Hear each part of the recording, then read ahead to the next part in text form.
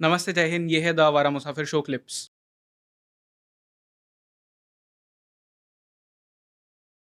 ये है मार्कंडेय ऋषि की स्टोरी। ऋषि मृकंड और उनकी पत्नी के कोई संतान नहीं थे। उन्होंने महादेव का तप किया। महादेव की प्रचंड साधना के बाद जब वे प्रसन्न हुए तब पूछा कि बेटा क्या वरदान मांगना चाहते हैं, आप मांगो, जो मांगोगे वो मैं दूंगा। तो ऋषि मृकंड ने कहा कि महादेव, आपकी कृपा से, आपकी दया से हमारे पास सब कुछ है। अगर आप कुछ देना ही चाहते हैं तो हमें एक संतान प्राप्ति का वरदान दीजिए। तो महादेव ने कहा कि आपके भाग्य में संतान प्राप्ति नहीं लिखी है, किंतु आपने मेरा तप किया है, मैं आपको एक वरदान दे रहा हूँ जिसके दो विकल्प आपके पास होंगे।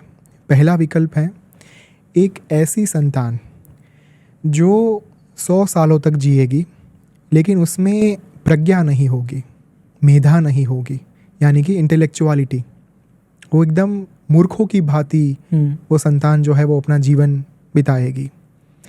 दूसरा विकल्प ये है कि एक कम आयु वाली 16 वर्ष की आयु उसकी होगी, आपके संतान की। ऐसी कम आयु वाली एक संतान मैं आपको दूंगा, लेकिन उसे पूरा विश्व आने वाली कई सदियों तक, कई युगों तक याद रखेगा। तो भगवान ने कहा कि अब आपकी मर्ज़ी, आपको जो विकल्प ज़्यादा अच्छा लगता है आप बताइए। ऋषि मृकंड ने कहा कि महादेव, हमें मूर्ख संतान तो नहीं चाहिए, हमें 16 वर्ष की आयु की एक संतान दीजिए जो अत्यंत मेधावी हो, प्रज्ञावान हो। महादेव ने कहा तथास्तु। और इस तरीके से मृकंड ऋषि के माध्यम से और उनकी पत्नी के गर्भ से जन्म हुआ मार्कंडेय ऋषि का।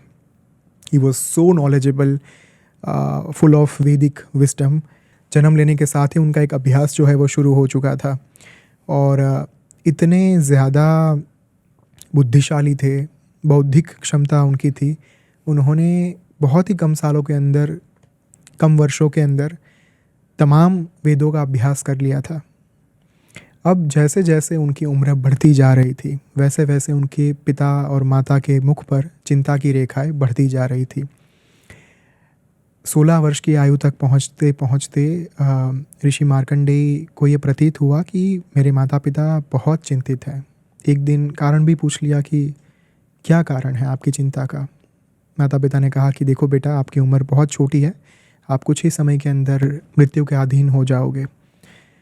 तो मार्कंडेय जी ने कहा कि यही चिंता है आपकी, तो ये मैं होने नहीं दूंगा। उन्होंने महादेव की प्रचंड साधना शुरू की। जब यमराज लेने के लिए आए 16 वर्ष की आयु संपूर्ण होने के बाद, तब शिवलिंग को आलिंगन देकर वे बैठ गए। यमराज जो थे वो उनका वध नहीं कर पाए। इस बात पर जब यमराज वहाँ पे आए और प्रहार करने वाले थे मार्कंडेय ऋषि पर, तब साक्षात महादेव प्रकट हुए। उन्होंने यम को डांटा कि आपकी हिम्मत कैसे हुई, साहस कैसे हुआ आपका कि मेरे भक्त पर, जो शिवलिंग को आलिंगन दे के बैठा हुआ है, उनके ऊपर आप प्रहार करो। उन्होंने उसी समय ऋषि मार्कंडेय को चिरंजीवी होने का वरदान दिया और साथ में दिया महामृत्युंजय मंत्र, एक ऐसा मंत्र जिसके कारण एक मृत शरीर जो है उसे भी जीवित किया जा सकता है। अगर आप एसोटेरिक मीनिंग देखो उसका, तो एक आत्मा के अमरत्व की यहाँ पे बात हो रही है। यहाँ पे लिटरली वो मैं मीनिंग नहीं पोर्ट्रे करना चाहता, क्योंकि ये गलत संदेशा जाएगा। ये कोई इमोर्टलिटी मंत्र नहीं है। Basically this mantra talks about the immortality of the soul.